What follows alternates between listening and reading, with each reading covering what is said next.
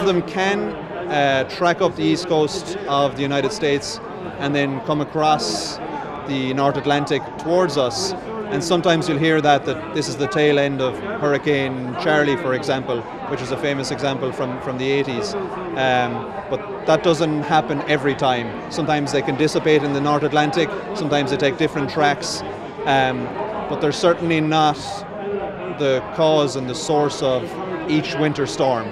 Sometimes they're just really strong cyclones that track across the North Atlantic and can develop as they're tracking across and can lead to such a Storm Doris, for example, last year, which led to very high winds and wind gusts especially, which are really the main things that impact on people, especially for travelling and transport and stuff. Everything tracks in from the North Atlantic.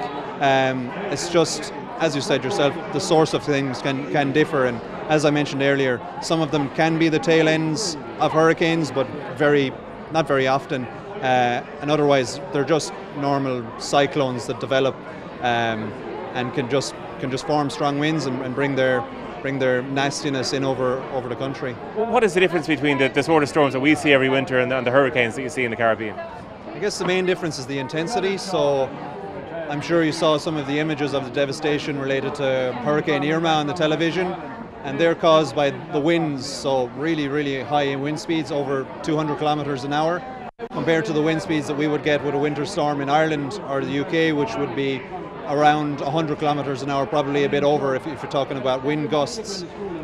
Also the way that the storm forms, so hurricanes are born on the west coast of Africa, and then they push across the Atlantic, and they really develop because of the warm seas in the Gulf of Mexico and in the Caribbean.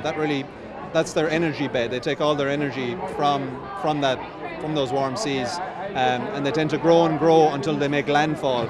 And then, as you saw with the images, they dump their rainfall and their high winds on the population and the land in those areas.